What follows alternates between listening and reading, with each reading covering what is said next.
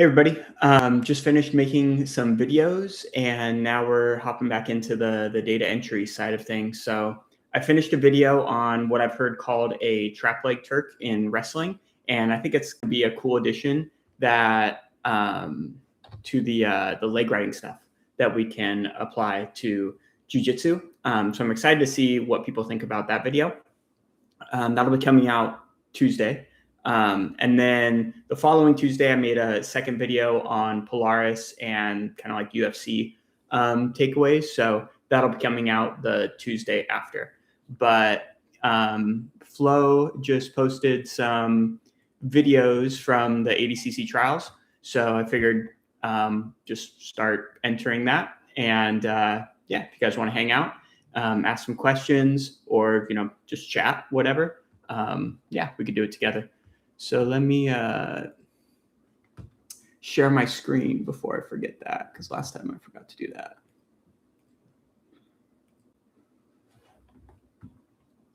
What am I doing?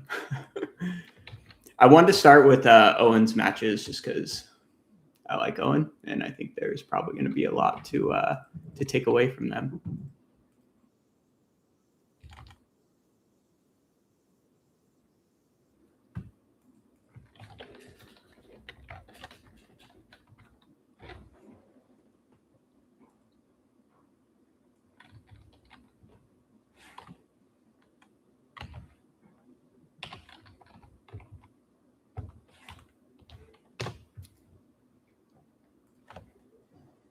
And yeah, just a reminder, we're entering a footage clip here. And then I just try and enter like some data regarding that. So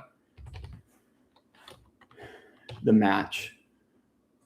So we got the trials, we got the organization, we got the weight. Yeah.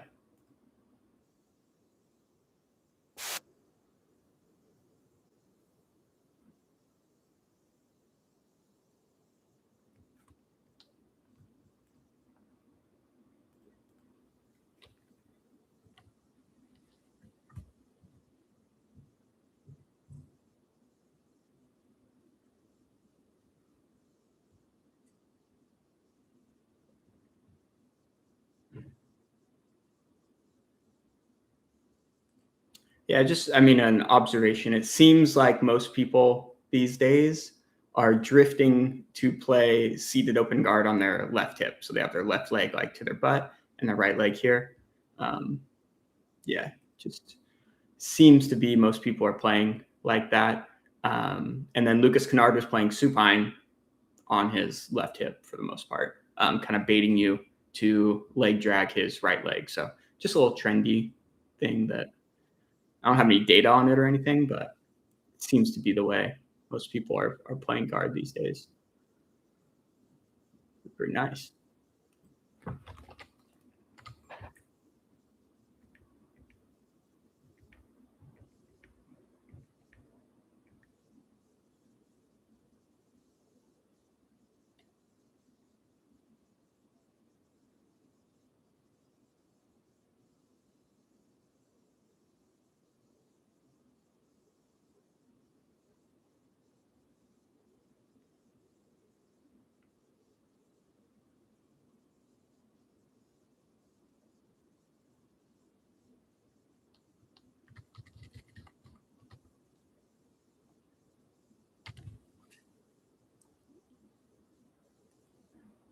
So he goes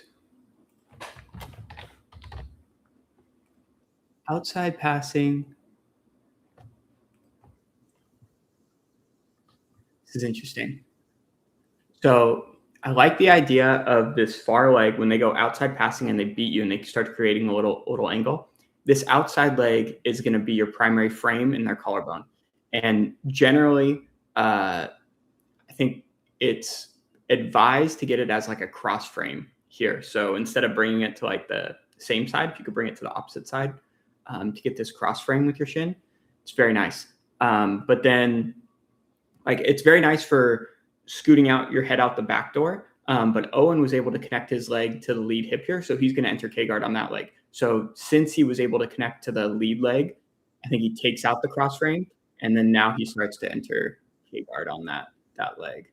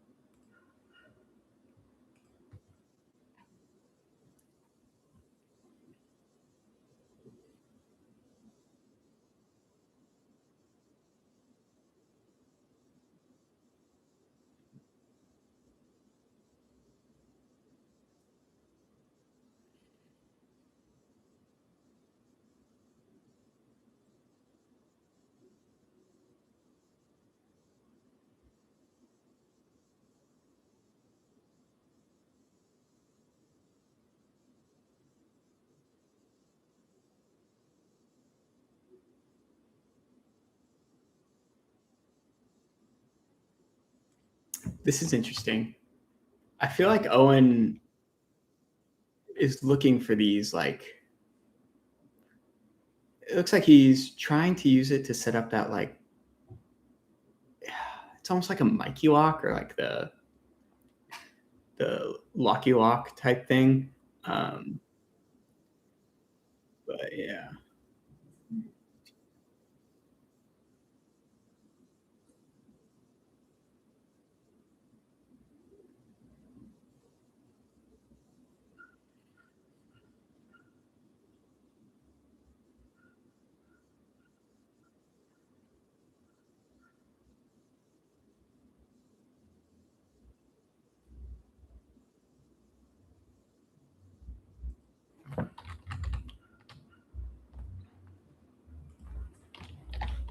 So this was a while back. I messaged Gordon about this position because when I went and visited New Wave, they would talk about this position a lot.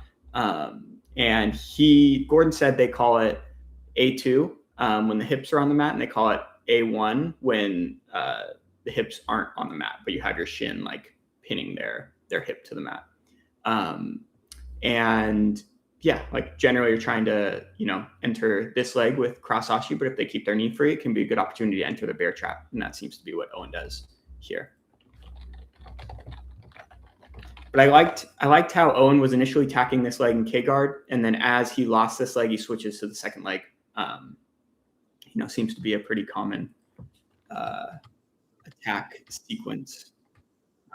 So maybe we'll start here.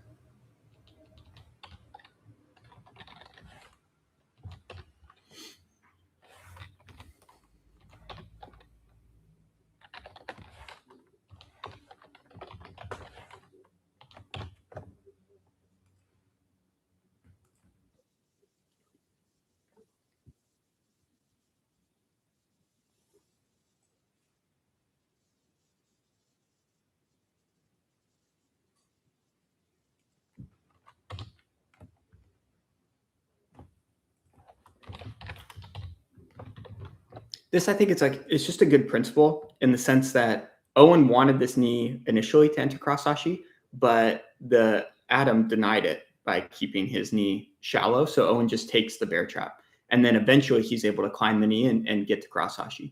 And you see this kind of playing out more and more as people just kind of take what's given to you, in the sense that like you're not like you're trying to prioritize top position, in the sense that like if you pass the guard and they're turning towards you or away from you, you can work to like take their back.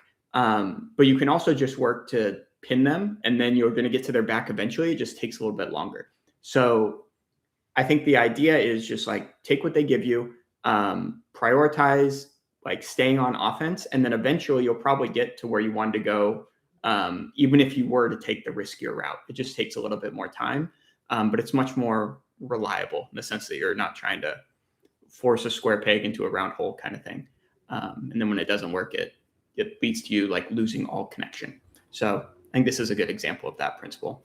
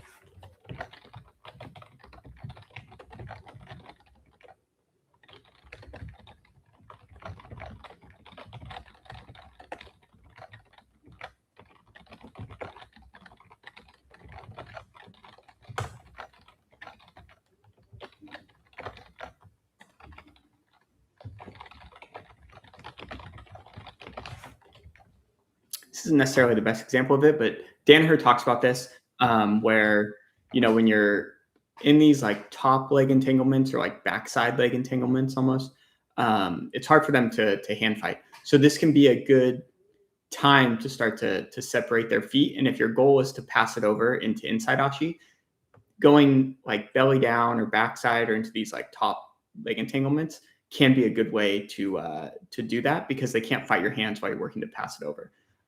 So yeah, it seems like the defender rolls to the side. No one just uses that to pass it over. But the whole time he can't use his hands to fight that.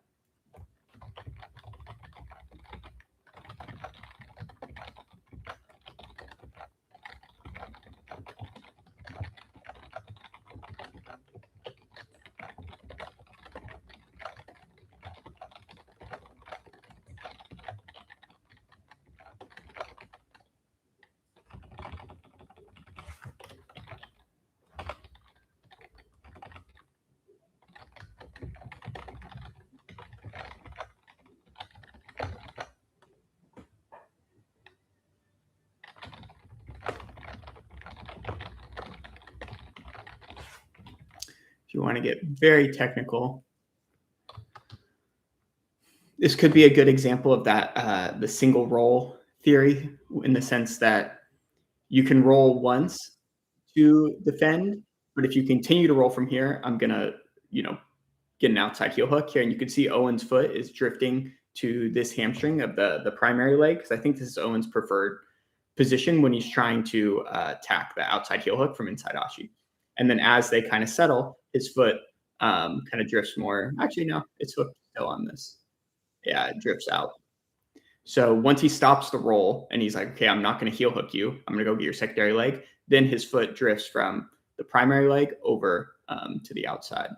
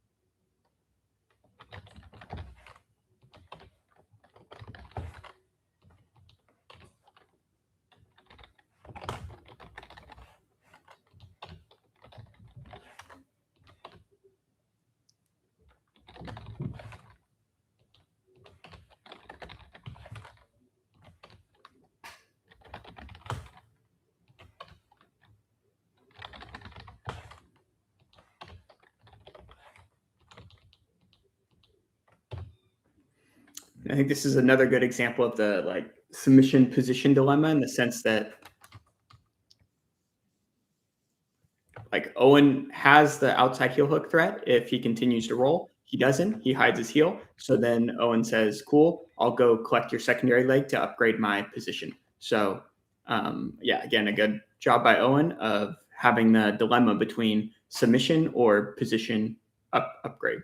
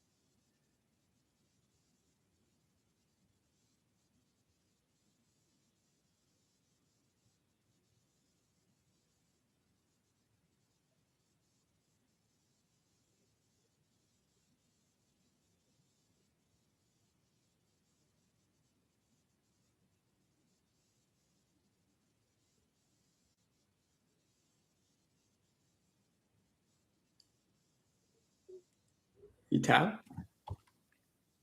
Yeah.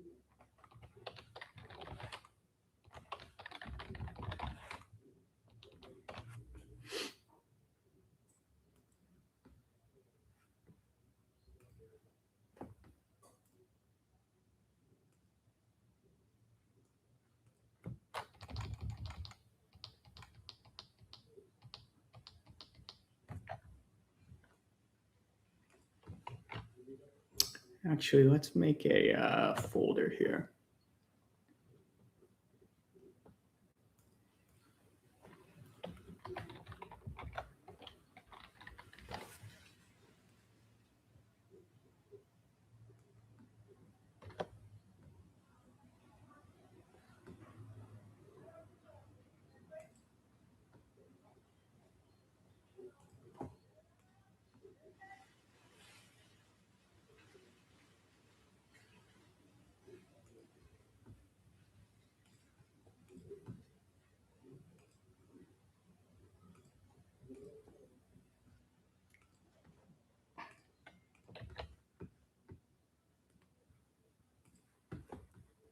Now we're going to enter his next match.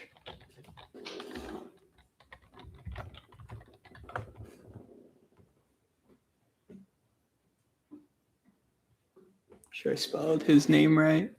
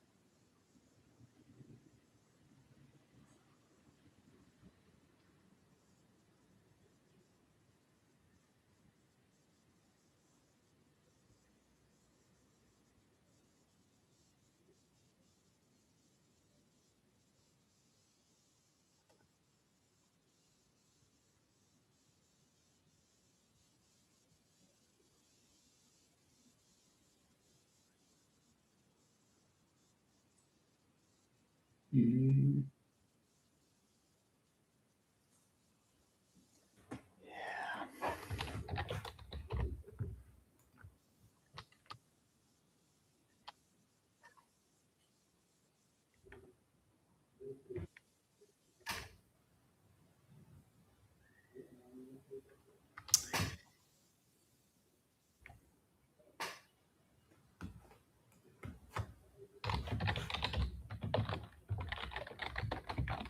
I remember Gordon talking about this a long time ago in one of his like ADCC instructionals where he's like breaking down his own matches. And when he entered like tornado guard type situation, which Owen tries like a cross catch, and this grip is very good, I think, at preventing Owen from entering into cross ashi. But it also kind of leaves you relatively attached to his hips. So this allows you to be off balance more forward towards your hands. Like the more you chase their hips from a tornado guard type situation, the more you can off balance the top player towards their hips. So I remember Gordon talking about how he entered tornado guard. The top player tries to go down and grab his hips, and he basically like throws him overhead. And it seems like this is what happens here. And Owen's able to loosen up that grip just enough to get connected and finish the lat knee bar.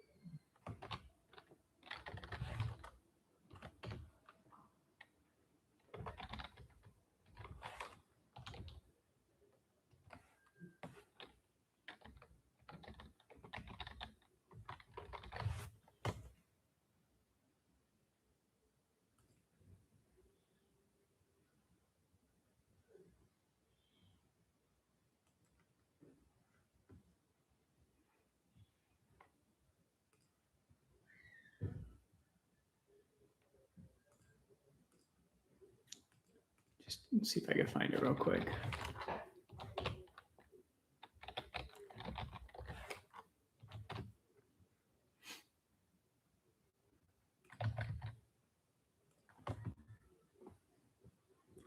Yeah, this is the one I was talking about. So he goes tornado guard. Ben hugs his hips, and then Gordon launches him forward. So in the Owen example, the top player took a scoop on this leg to prevent the entry into cross ashi. but it also attaches them to the hips. Obviously, this is like way more attached to the hips, but it's still, I think, the same idea. Where if they go chase your hips from this position, it leaves them vulnerable to be off balanced forward. So,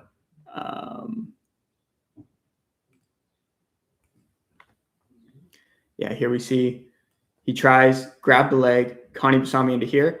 I think this is a beautiful defense, right? You take this grip to prevent the cross osteo entry, but now Owen has this leg on the inside, connected to the hips, go forward, hips to the mat, and then now we start to enter into this lat knee bar. Pretty slick stuff. Owen's so good. I mean, it's hard. I mean, he just trolls the whole time, but the man he's very good at jiu-jitsu.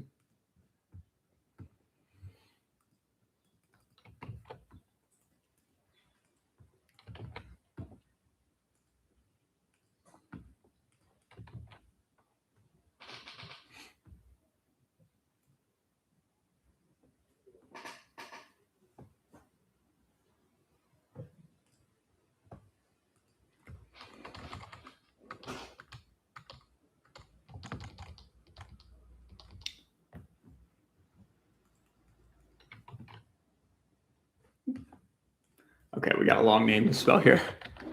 Alexander.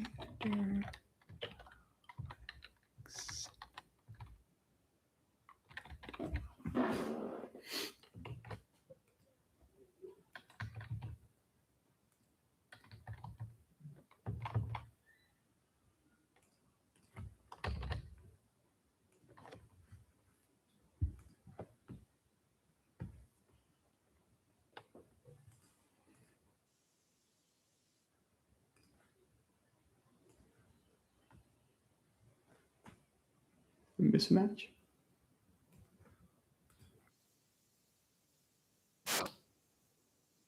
Oh, here you go.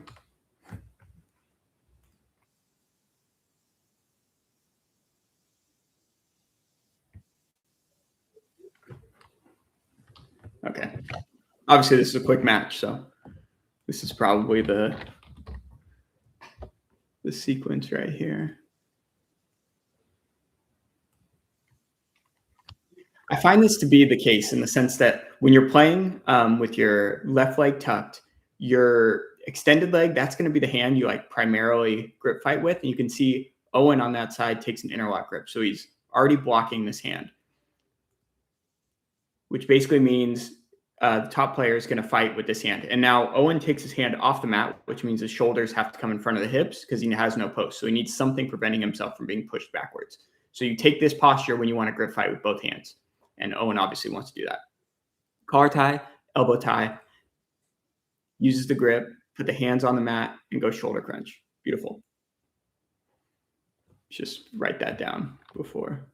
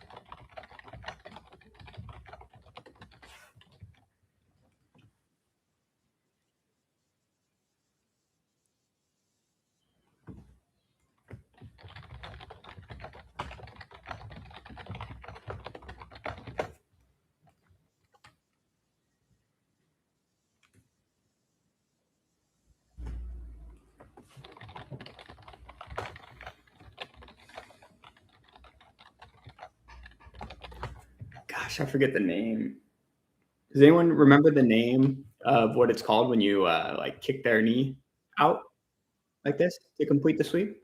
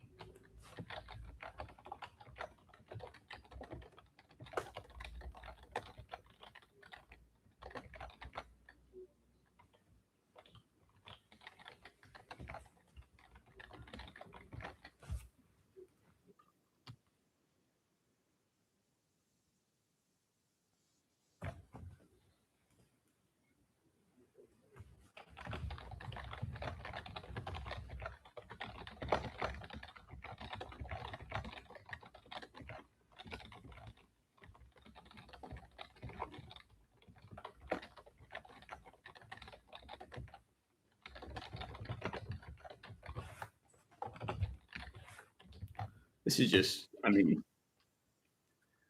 so he goes armbar, defender's turning into him. So for whatever reason, Owen decides I'm not going to attack the armbar, but I'm going to use the submission threat to take the back. So by turning in, they're taking their back off the mat, which means their back is exposed. So we want to slow down their rotation. And we do that by taking a Kimura grip. It's the same idea from like the T Kimura or Kimura trap position, where that Kimura grip makes it hard for them to turn towards the Kimura grip. So assuming you can keep their elbow off the mat. So he takes the Kimura grip, slow down the rotation, remove your crossface leg. Because right now your crossface leg is preventing them from rotating, but you want something else to prevent them from rotating before you remove your crossface leg. So Kimura grip prevents them from rotating, so we can remove his crossface leg and then take the back.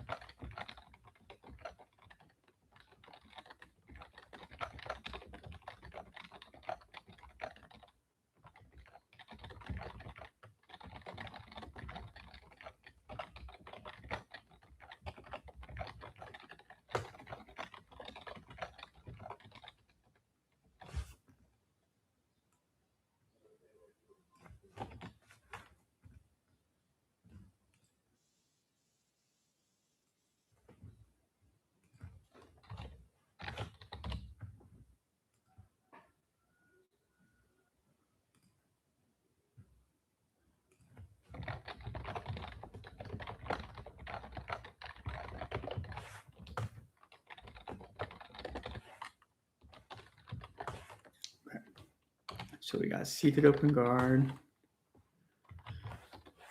interlock.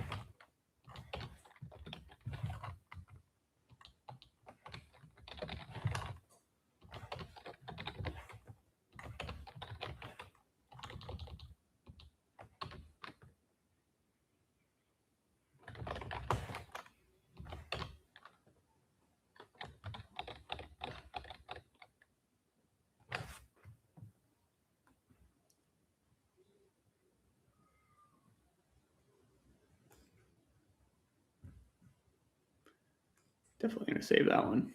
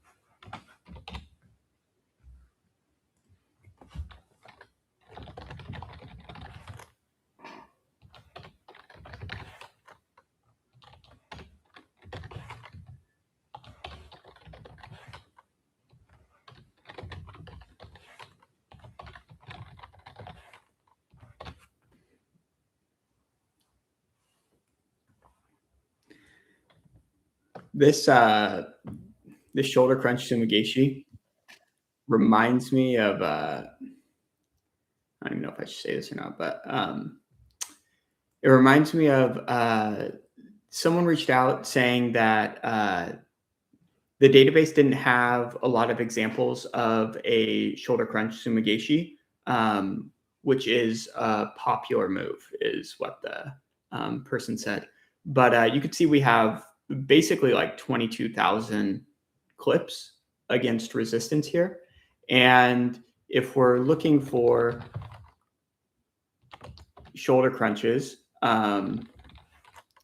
shoulder crunch sumigashis that lead to sweeps, you can see there's relatively few. There's only 5 in the database. So basically his point was like, for such a popular move, there should be more.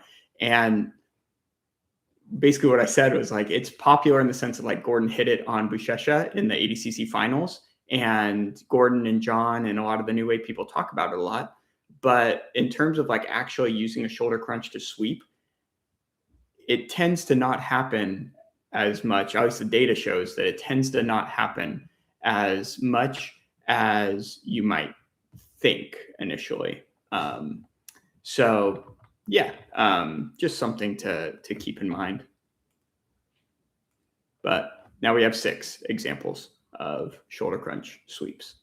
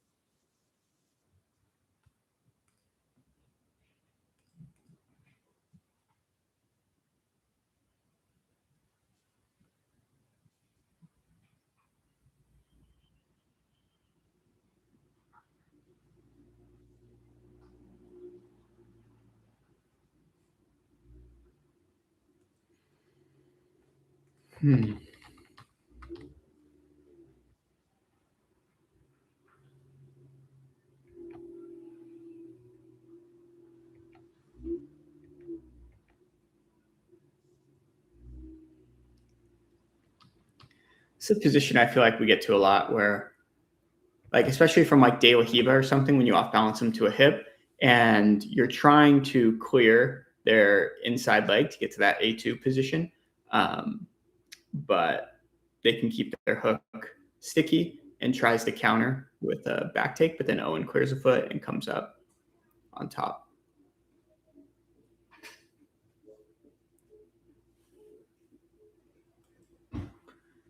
Good example of the like leg lock wrestle up dilemma, and how if you try and counter leg locks with back takes, it can be good, but it can also lead to you ending up in bottom position.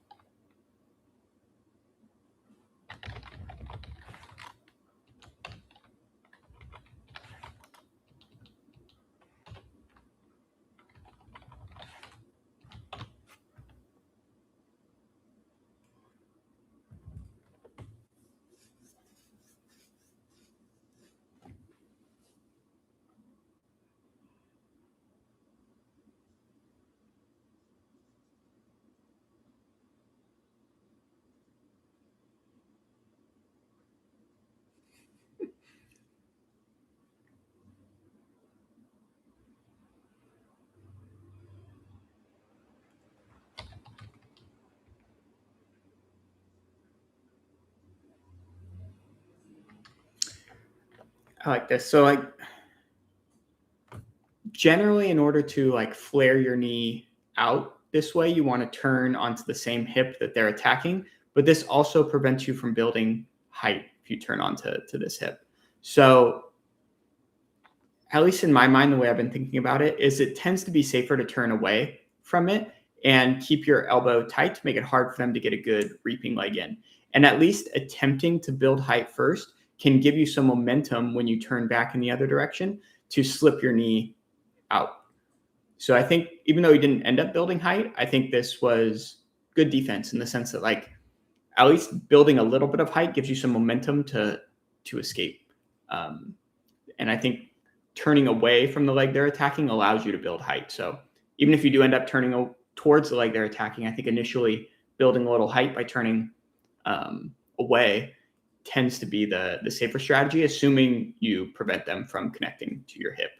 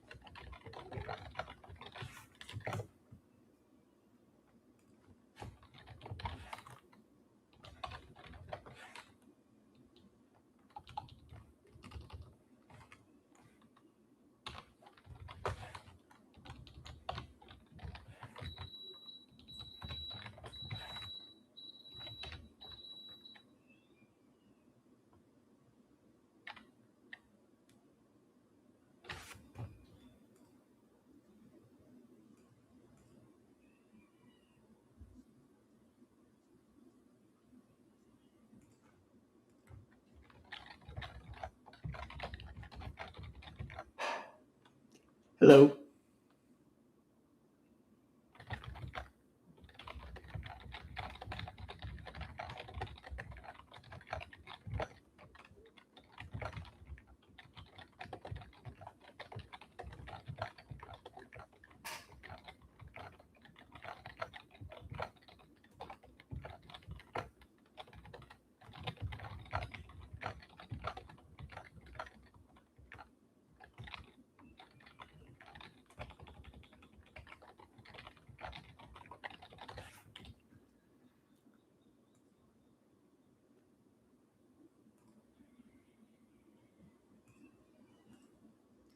This is something like generally like keeping your forearm close, and he like anchors himself on here so he can build some height. But Owen seems to like not care. He's like, I'm just gonna throw my reap over your forearm. So like go.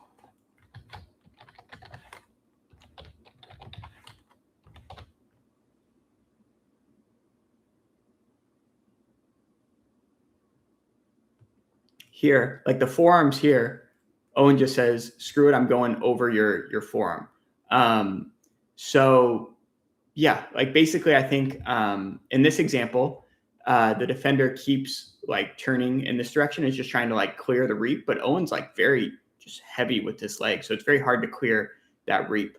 And this ends up, being a submission.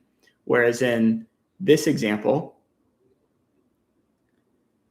Owen throws in his reap trying to get his foot in, but he can't. So then he tries to go over, and you could see as he's trying to go over, the Gene initially defends by turning away, and then he turns towards the leg Owen's attacking when he wants to slip his knee.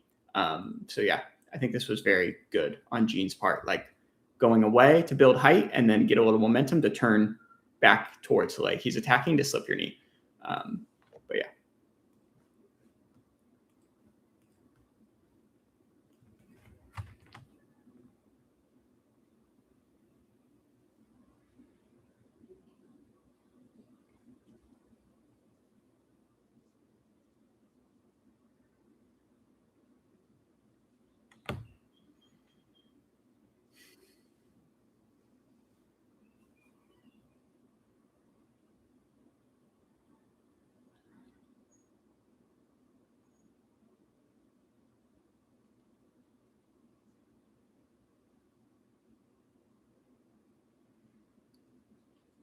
Come on, ref.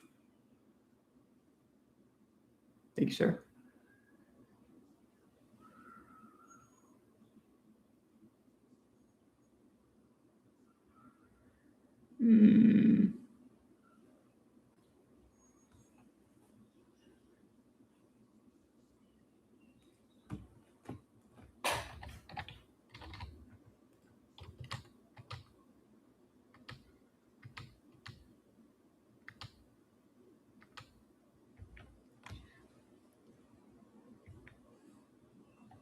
It's another good example of Owen just like taking what's given to him. Like he's attacking from A2, and the defender starts to build up. So Owen says, okay, you can build your base, but I'm going to keep your ankle. And then I'm going to work to like off balance you again from here.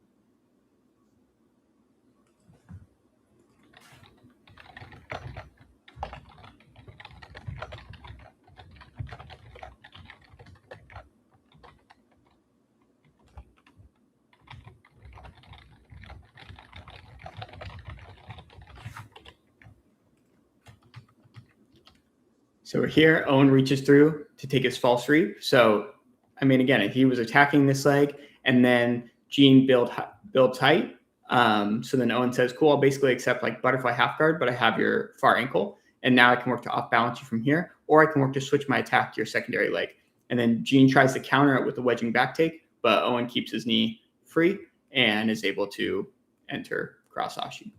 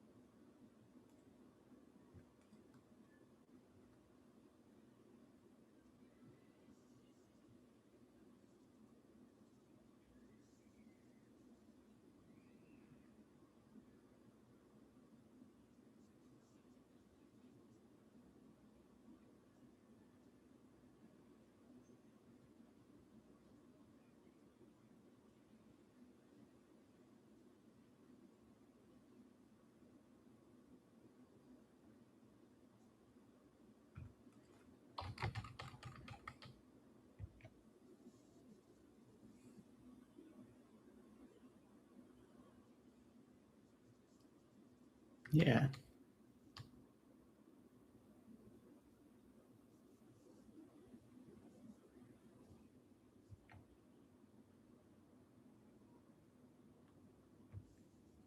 This is interesting.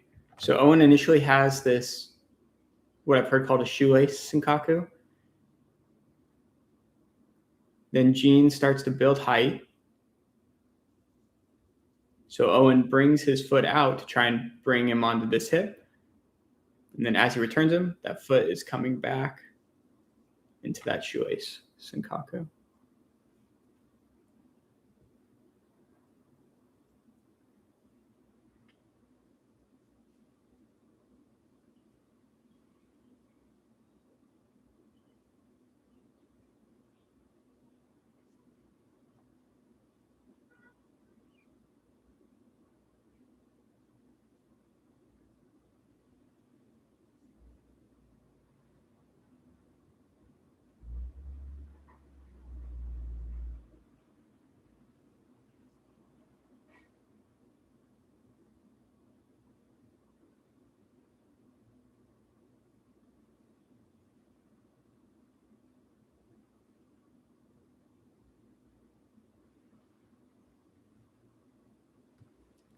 Switches to this foot-to-foot configuration.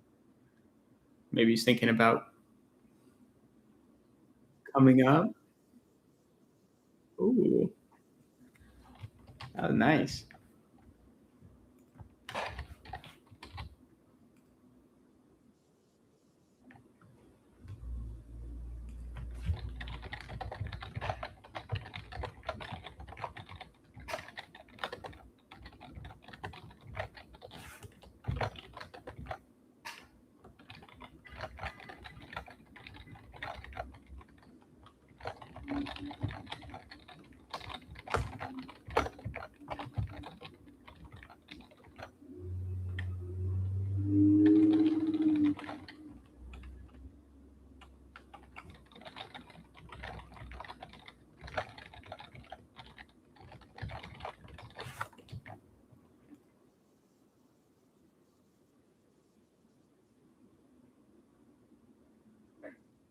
I didn't escape.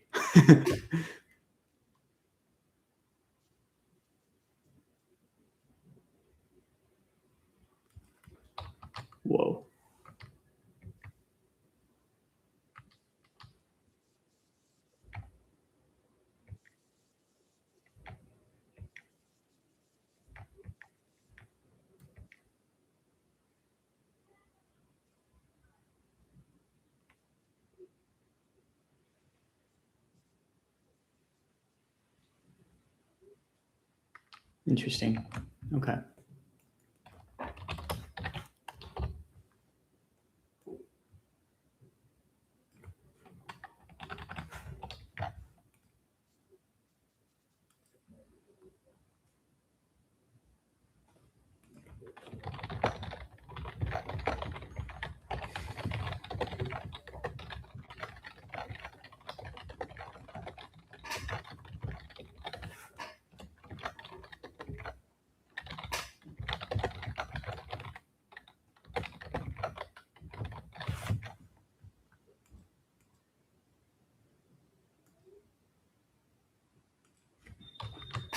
Oh, man.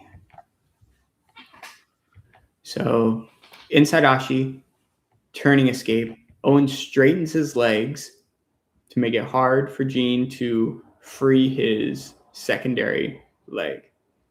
As he tries to cut his knee over the top, Owen traps the foot to skim the leg. So extension, because you don't want them to free their foot. It's okay if they free their knee, I guess. You don't want them to free their foot, so you could trap their foot. So they free their knee, but then you go from extension. Well, he didn't contract. But I think what I've seen before is you go from extension, and then as they free their knee, now you back heel. So now you trap their foot inside to skim their leg. But either way, the leg is trapped, and he's not able to turn as fast as he would like, and Owen completes it.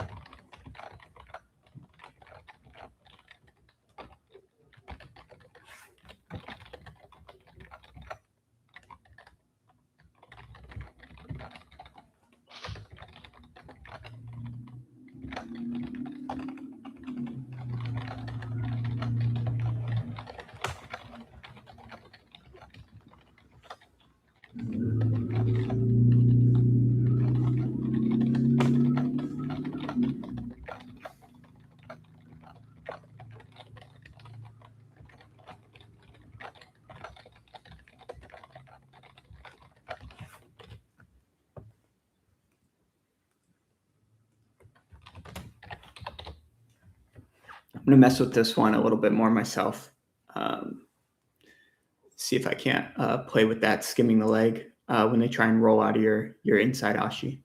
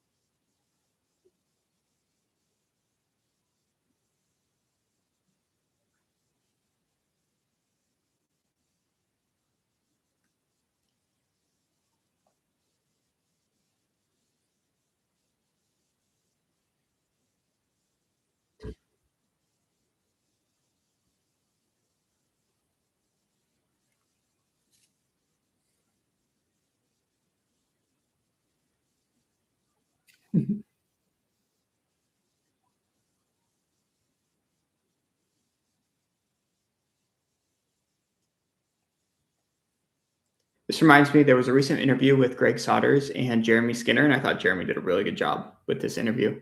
Um, and part of it is something that Greg said is like what he's trying to make the culture of his school, which is you don't disengage, you're always moving forward, and you're trying to stay in the fire as you're solving your problems. Um, and this is something he takes into account when he's trying to design games. So initially, when I was designing some games, some of the win conditions, for example, we've been working on K-Guard, and like for some of the like maintenance games and things like this, it would be like, the bottom person is trying to, maintain their connection as they work to like off balance the top player. And then the top player would win by disconnecting and like standing up and disconnecting. So because of this, a lot of my students were kind of getting used to the idea of like fleeing from K guard. And after hearing Greg talk about this, I modified it to where the win condition is you have to get like outside their feet and you have to touch your shin to the outside of their body to just try and create that culture of like we're not just going to run away from K guard, we want to counter K guard. So I think especially when the like we just want to create this culture where like even though we're designing the game around the bottom player, we still have to take into account that the top person is getting reps defending the position, and what type of behavior do we want to encourage as a defender. We don't necessarily want to encourage the idea of like running away and disengaging. We want to encourage the idea of countering and going into offense after you escape. So this match, for obvious reasons, reminded me of that.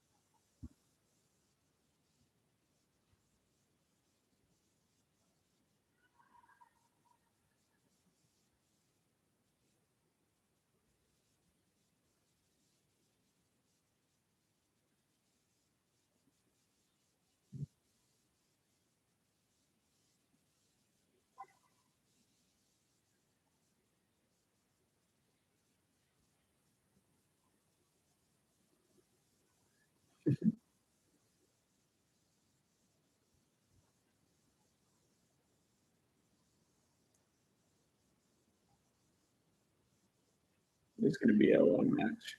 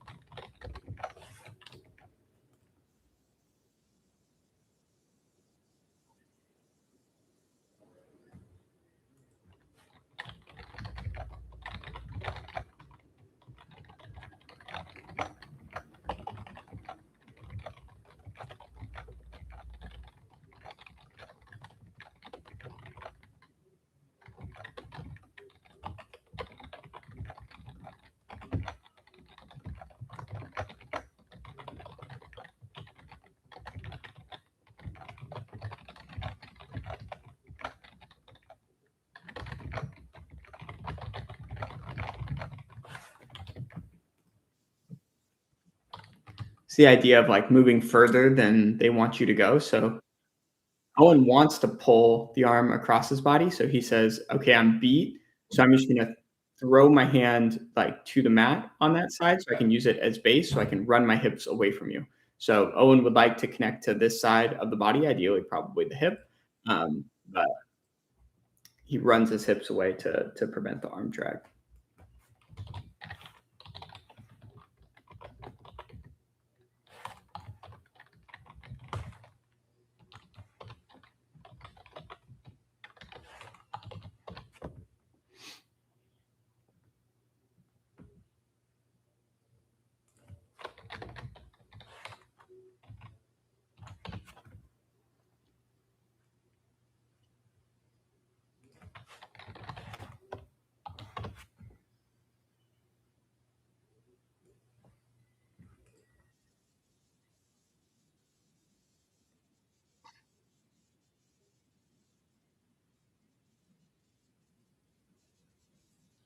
I heard Ryan Hall talk about this. I like his analogy where like too much of anything is not good. So like if you want a hamburger, like you can order a hamburger, but if I give you 9 hamburgers, you're like, I don't want 9 hamburgers. I just want one.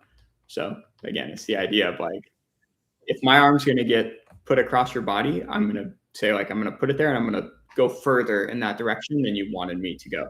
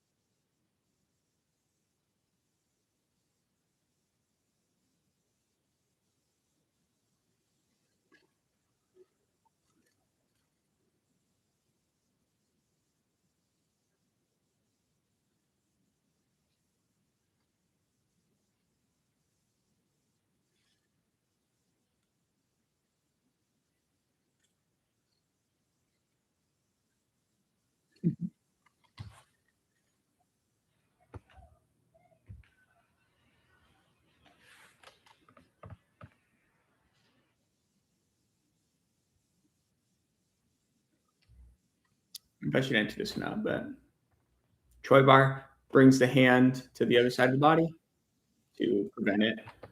Um, Trying to see. Yeah. Owen was using his hand to like stuff the head. Yeah.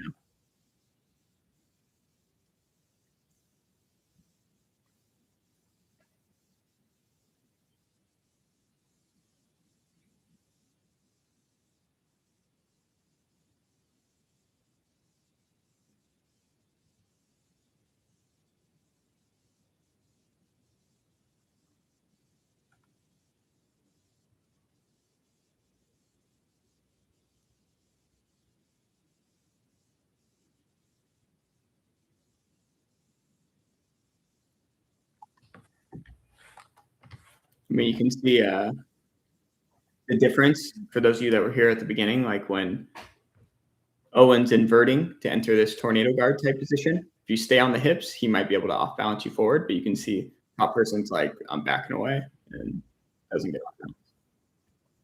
Obviously, nothing happens. But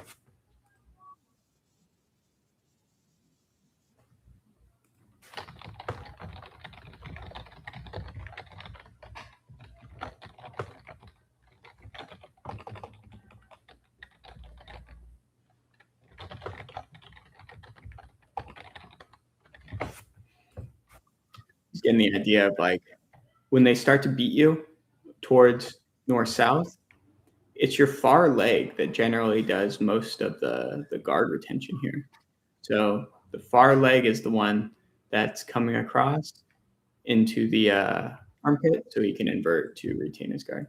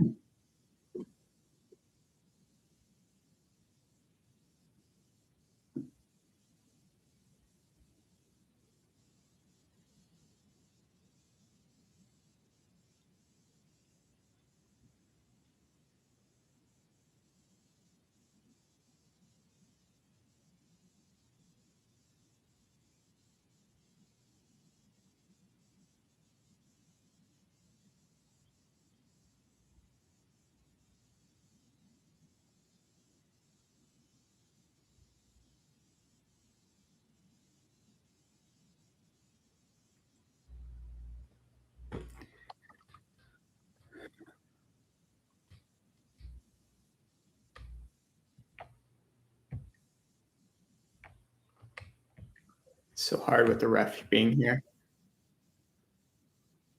So he goes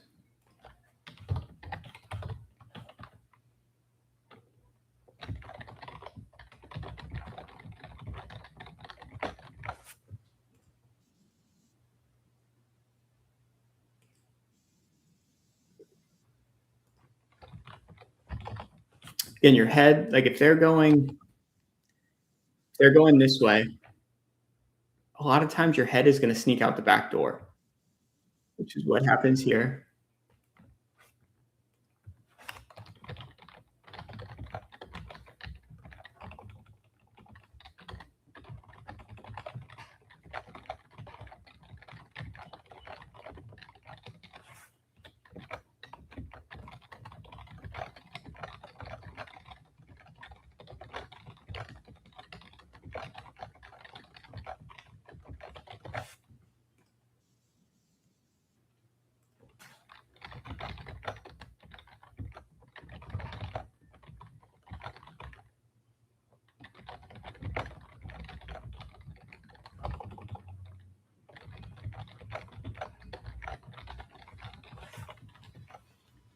Head slips out the back door, top player counters with that, like, cross scoop grip, but he can't beat this foot to switch sides. So then Owen puts his foot in the armpit, which basically means you can't go towards north-south anymore, and this makes it hard for you to, switch sides. So now he's gonna do coil on that arm.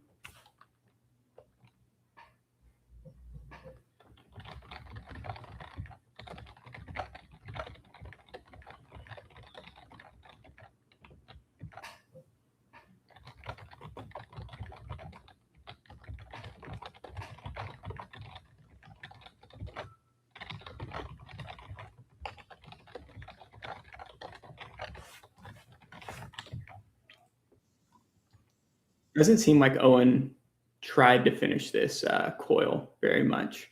Looks like he was just using it to get to the leg.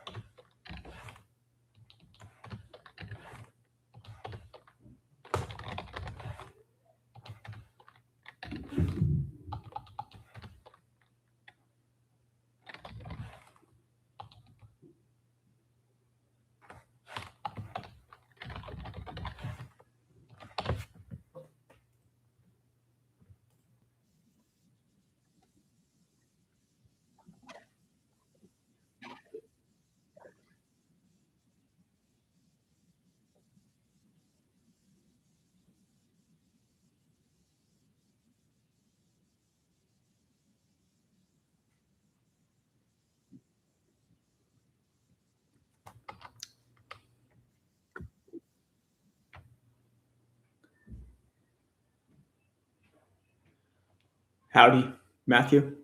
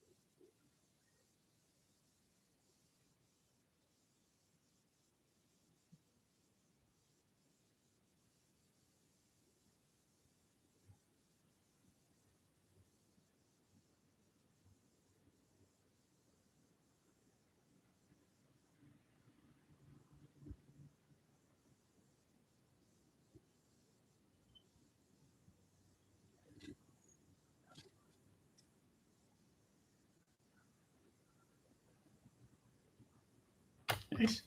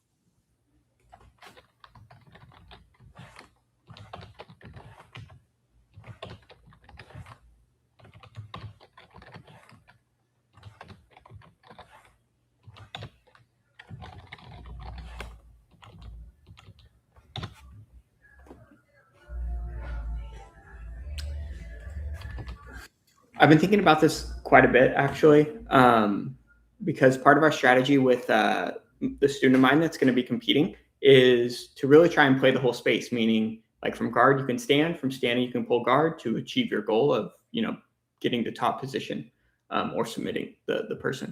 So, from what I've seen like the grips to pull guard from tend to involve like the classic like butterfly sweep example is countering their inside bicep ties by grabbing their triceps with what I've heard called an elbow tie.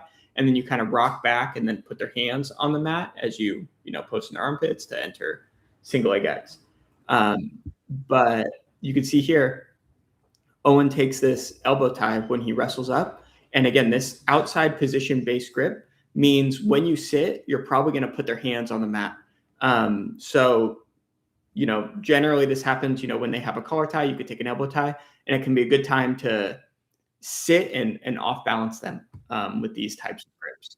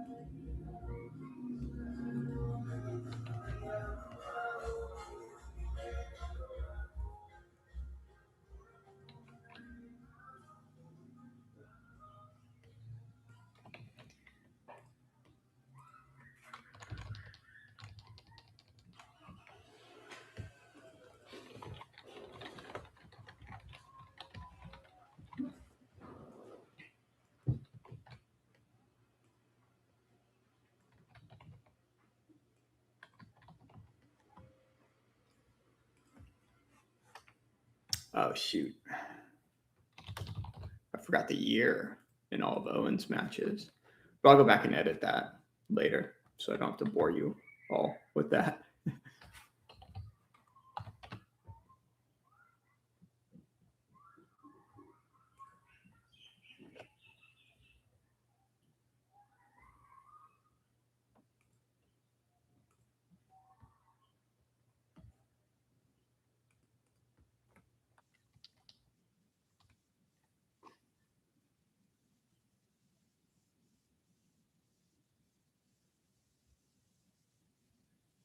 I've slowly moved on to Marlon's matches, which is another video that Flo posted. So thank you, Flo.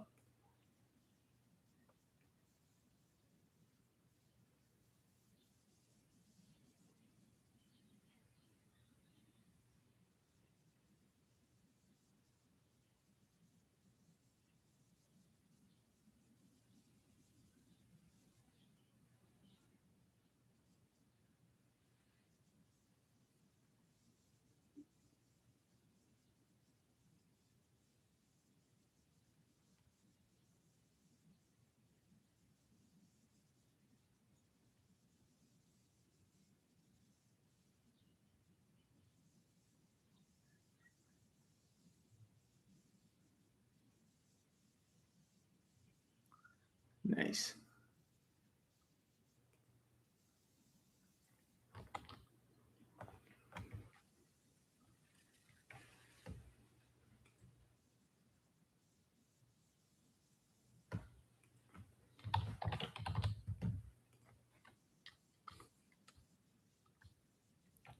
Getting the refs in the way.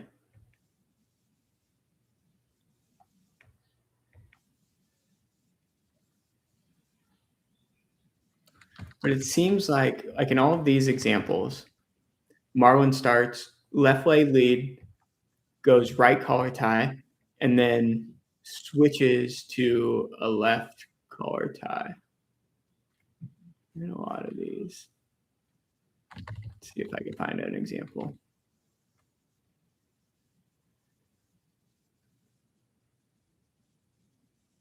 Right collar tie. Nope.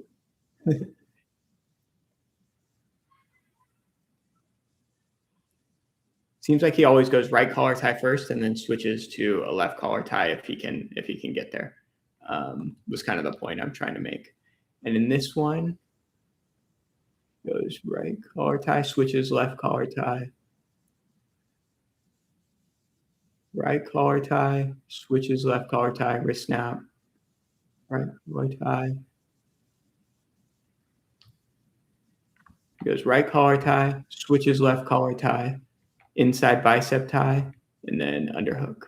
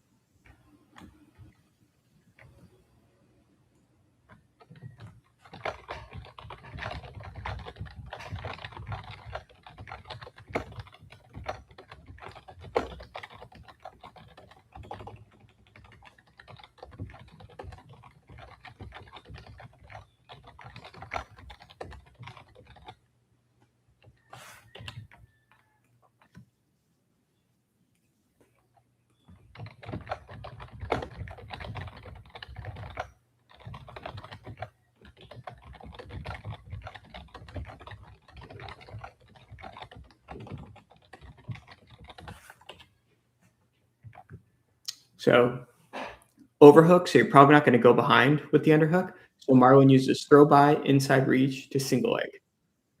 Beautiful.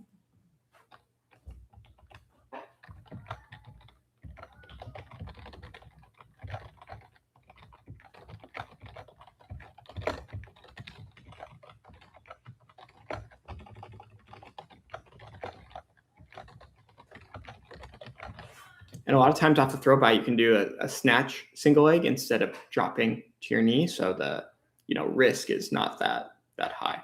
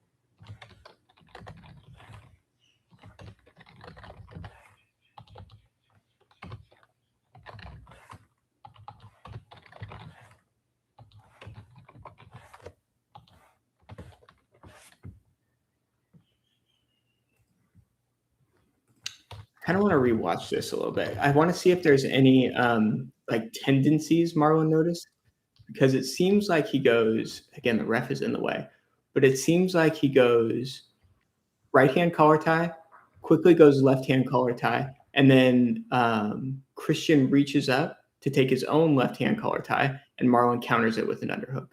So I'm curious to see if there's any tendencies, like when Marlon goes for his left hand collar tie, there's any tendencies he's noticed that like that underhook's going to be there. It's kind of what I'm curious.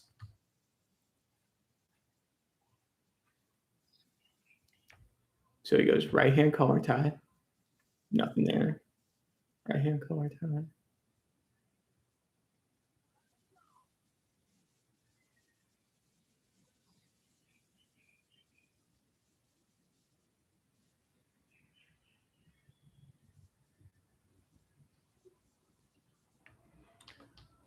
Again, this is a side note, but like I just think it's funny um, how like when someone tries to clear your collar tie into a Russian arm, so many people take this frame to defend it. Um, and like wrestlers, like so many people do this. And whenever I like mention this frame, everyone's like, you shouldn't frame there. Like there's a bunch of counters to it, but like the amount of like Olympic level wrestlers that use this as a defense for the Russian arm is quite a lot. Oh, trying to tire the neck, probably. He wants inside position. Yeah, for sure. Yeah.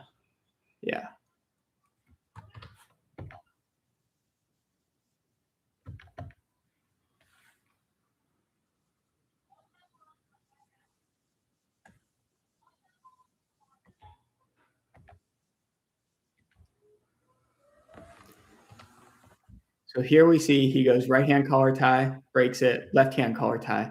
And basically, like in the sequence, he gets a takedown. He takes the underhook with his right arm. So he goes right hand collar tie, left hand collar tie, underhook, right arm. And in this case, you can see when he goes left hand collar tie, Christian is framing away with his other hand here. And then he wrist snaps it there. Right hand collar tie, left hand collar tie, wrist snap. So he's like countering that post with wrist snaps. And then in this sequence, he goes right hand collar tie, left hand collar tie. And instead of going wrist snap, maybe Christian felt like, I need to put my hand higher up to prevent the wrist snap. And then now that leads to Marlon getting an underhook. So yeah, basically the point in rewatching that was trying to see like when he goes right hand collar tie, left hand collar tie, what allowed him to get the underhook in this scenario as opposed to the other scenarios. And it seemed to me like before Christian was taking more like straight frames that might make it hard for Marlon to close distance to get a deep underhook. And he was clearing it with wrist snaps. And then when Christian adjusted his frame to kind of come up more as like a collar tie almost, Marlon gets an underhook to counter. So yeah, this is very nice grip fighting.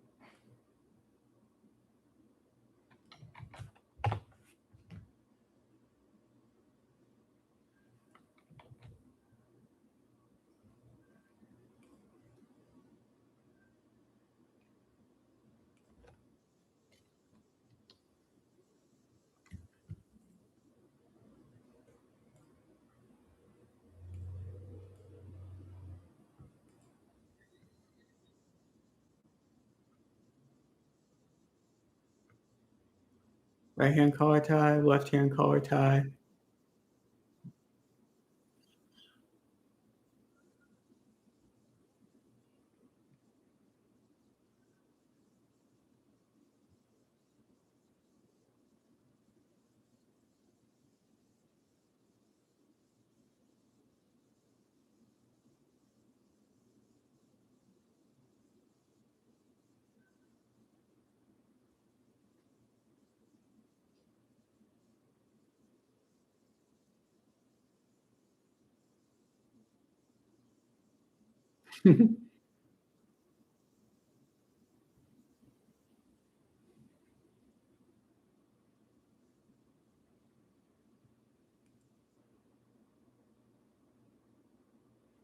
Yeah, it does seem like the underhook is there for sure. And it seems like Marlon wants it on his right side.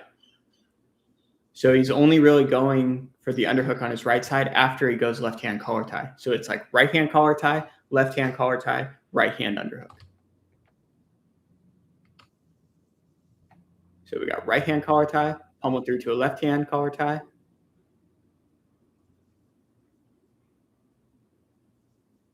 Right hand underhook.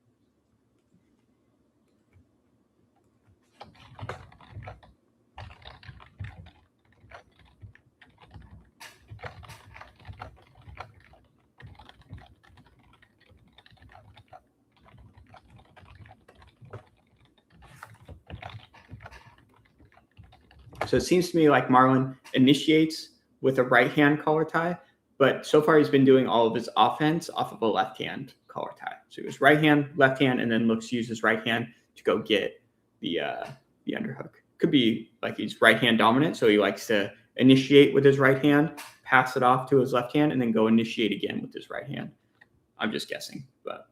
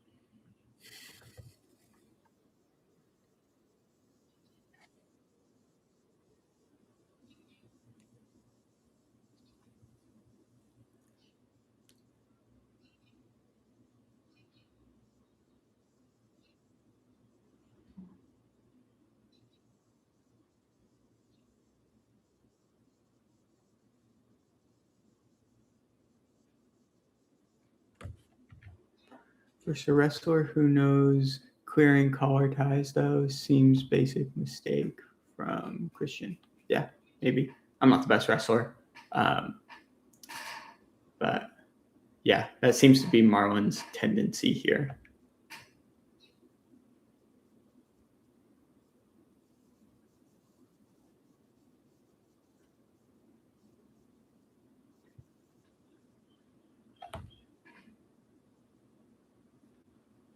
Again, the ref is right in the way.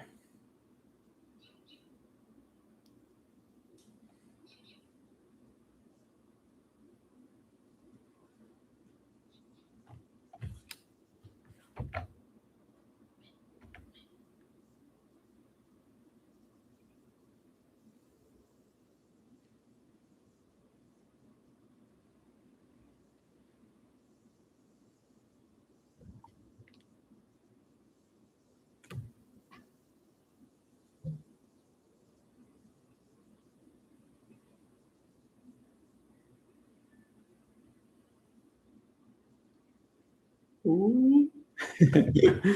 That's close.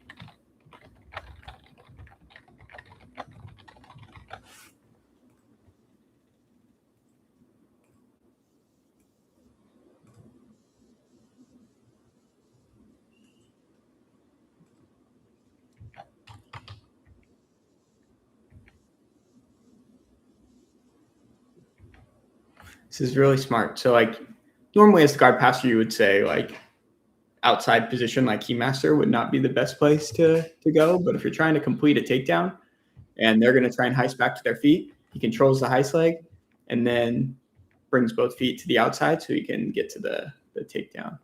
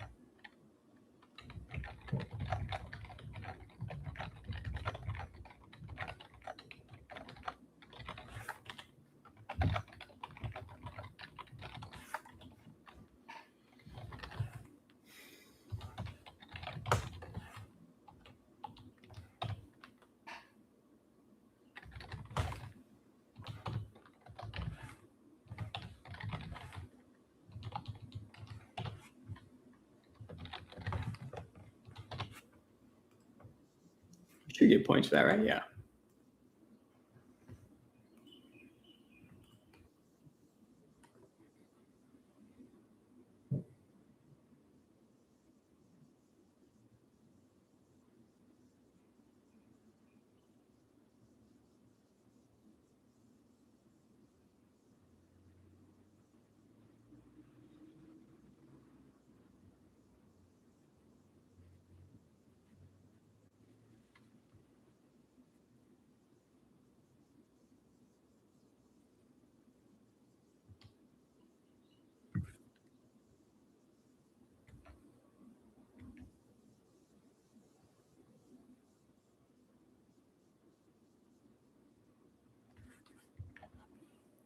Awesome video about Kanar. Thank you. Yeah, hopefully it's helpful. It really changed the way I'm thinking about, guard retention into offense.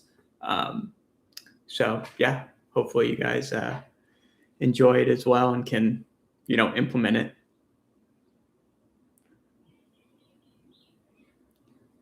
Confirmed for my first cage jiu-jitsu match in 3 days. Nice. What organization is this that you're going to be competing under? Is it going to be on YouTube?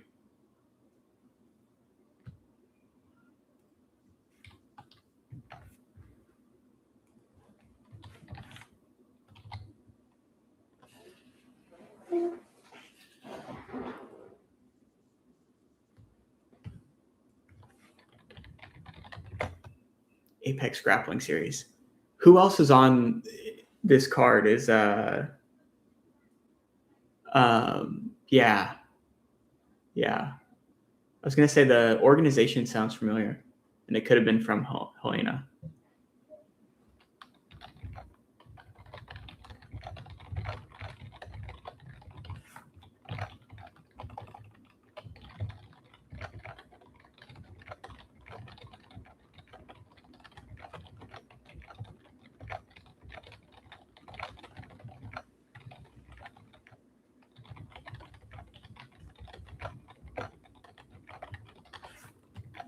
it's on YouTube. I'll try and enter it into the database.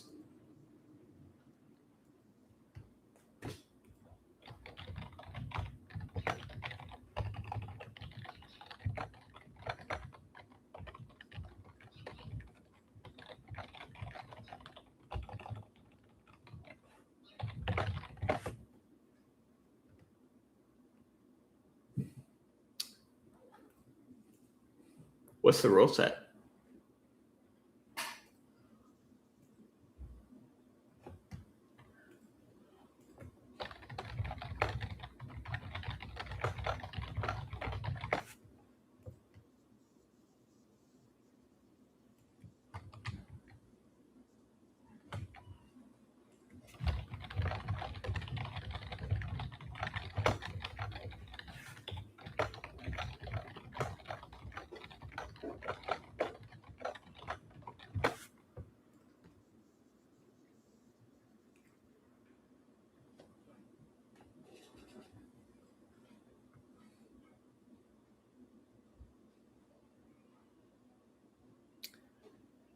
Interesting. Can't pull guard at all.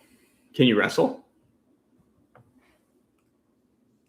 Like, I mean, obviously you can wrestle at the rule set. I'm just saying, how's your wrestling?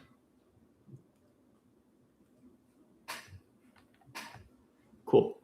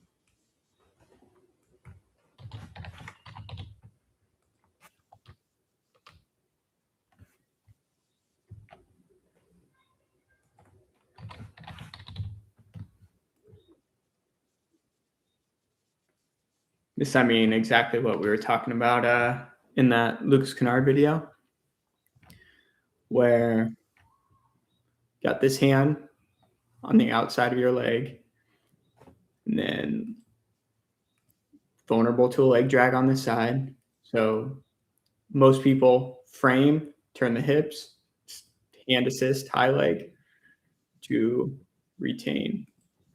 But that's not what Lucas tends to do.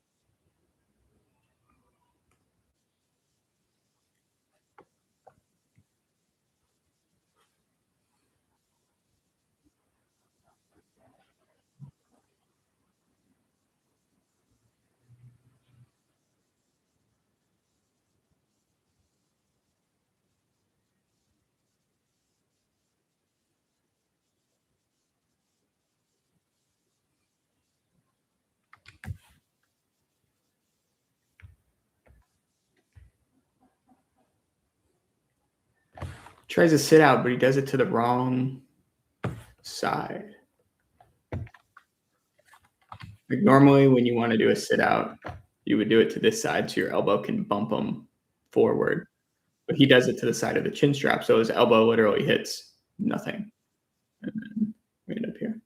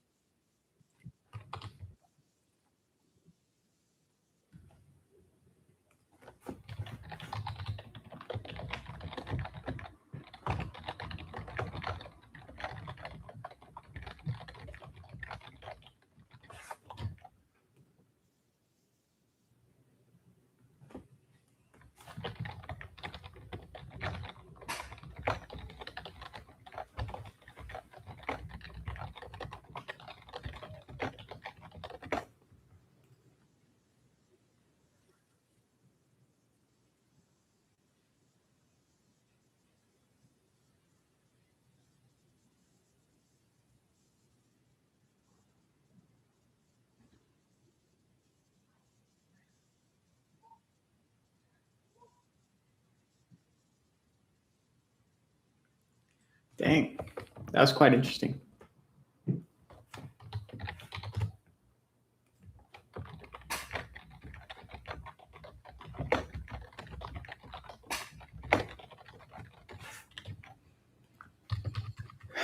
Okay, so we're here working towards north-south.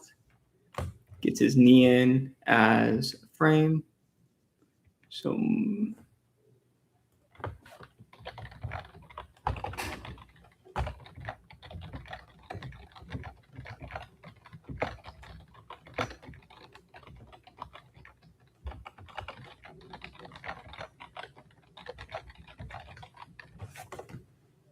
normally off the inverted spin, you're looking to take like a cross scoop grip with this hand, but Marlon uses it to clear that leg so he can go knee pull.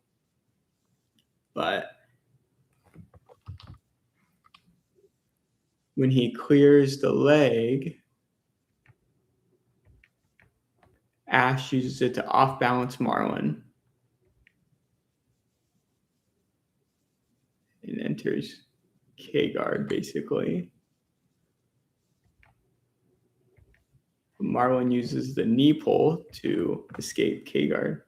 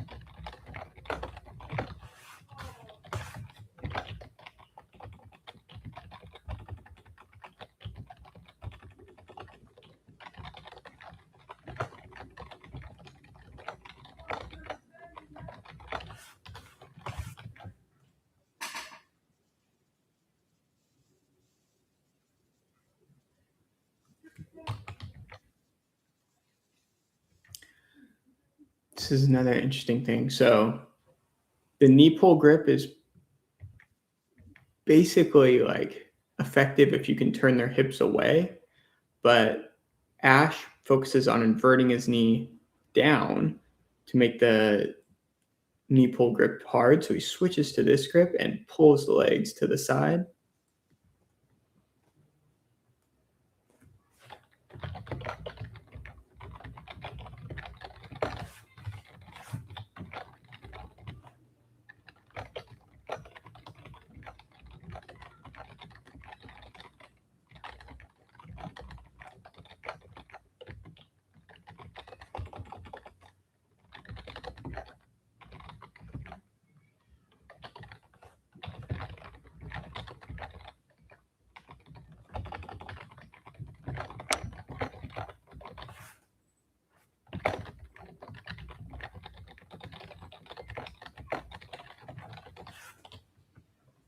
That was a long sequence. Probably should have broken it up into multiple sequences.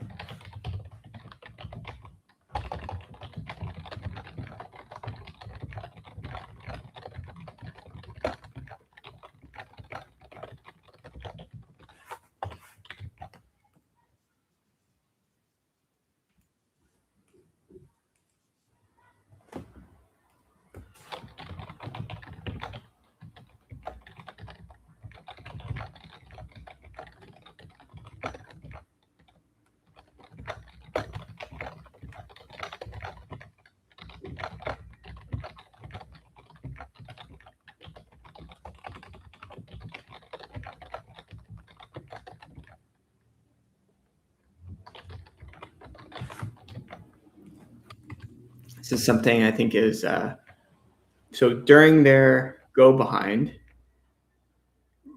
roll over the far shoulder and your near leg comes up to make it hard for them to follow, and you escape.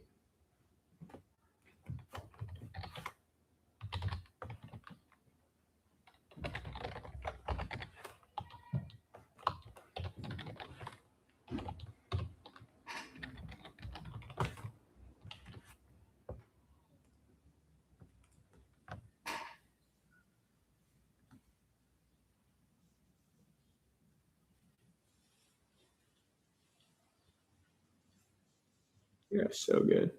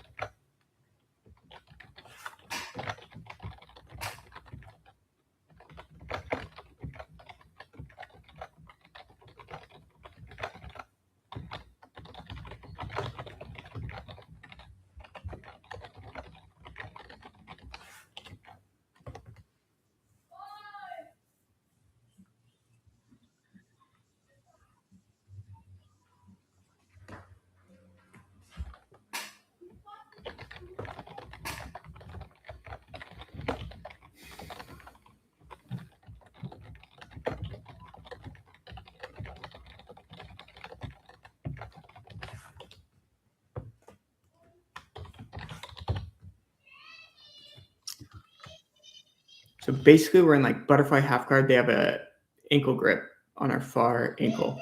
So Marlon switches from this V, like he basically takes this V grip and reverse underhook here to back step, clear the butterfly hook right into a leg drag to switch sides and pass.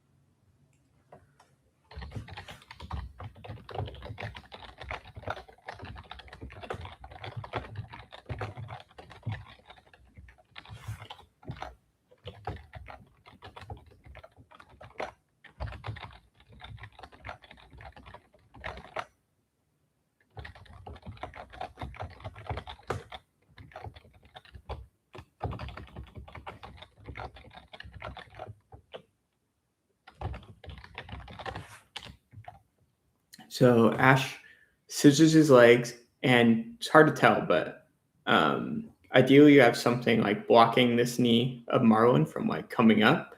Um, so that exposes the ankle, so he could step on it, and then clears the hook and turns away. Then he's pushing with his other hand on the top hook to clear it.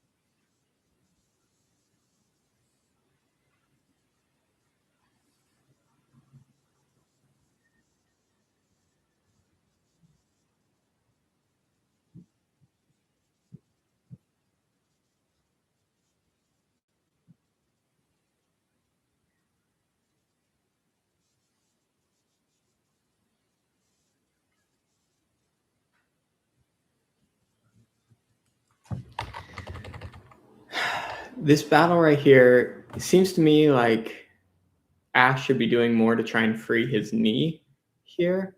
Marlon's obviously like locking that down, so easier said than done. Um, but yeah, seems to me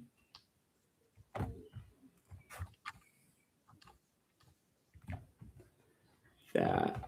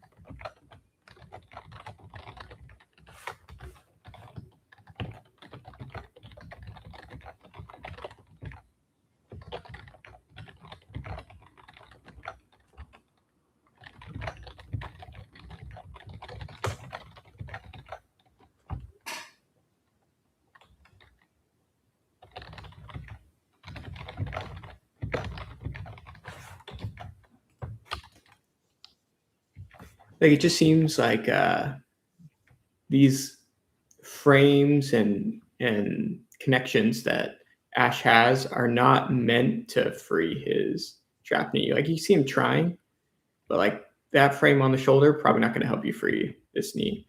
That might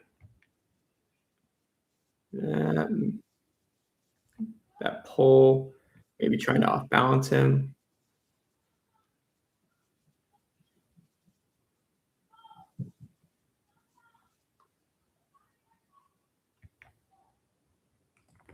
Then you can see as Marlon's trying to get his head over the head, cross frame to prevent it, turns away, Granby rolls.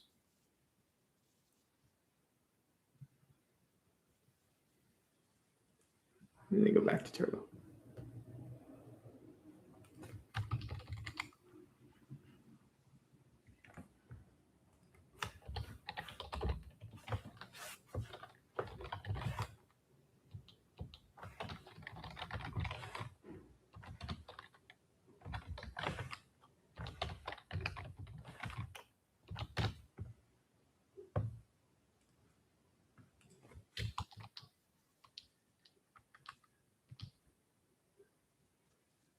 What up?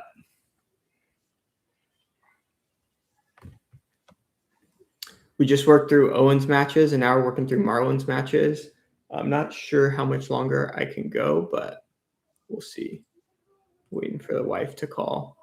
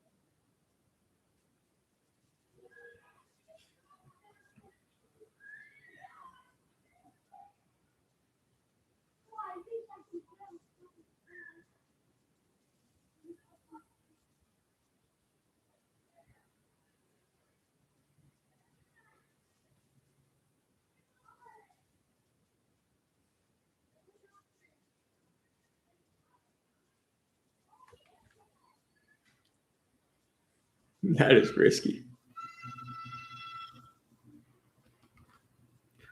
So he goes outside passing, denies the high leg, And Ash on bottom just scoops the leg. I don't know if he's trying to enter K guard on that leg, but yeah, his legs weren't involved, so pretty hard to do.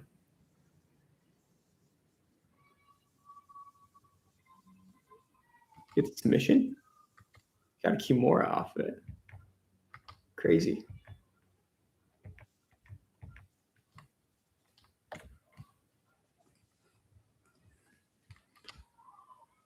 Most of Marlon's passes seem to come off of Ash, like jumping forward, trying to make connection.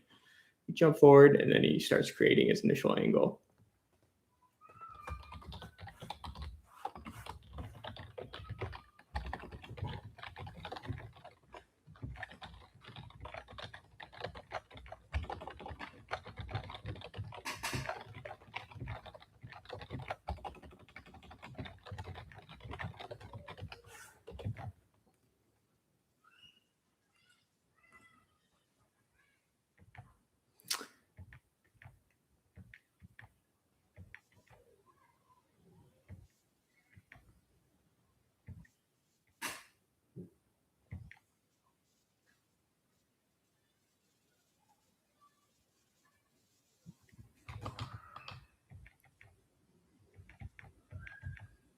You can see Ash wants to transition from this grip, scoop grip on the leg, to like octopus guard, maybe as he turns in. But this half Nelson prevents the turn, the rotation into Marlon. So then Ash says, I need to free my arm from that half Nelson. So he brings it down, and Marlon says, cool, right into my Kimura, steps over into the like dorsal / like crucifix position here for the finish.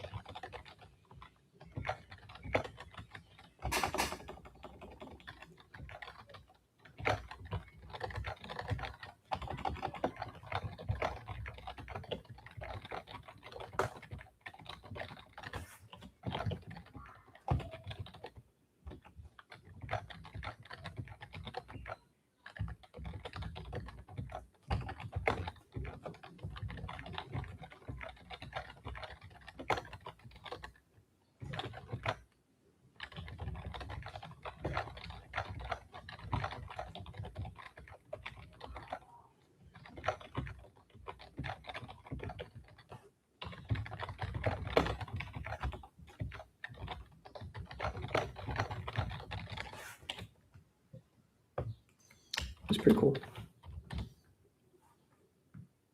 What's up?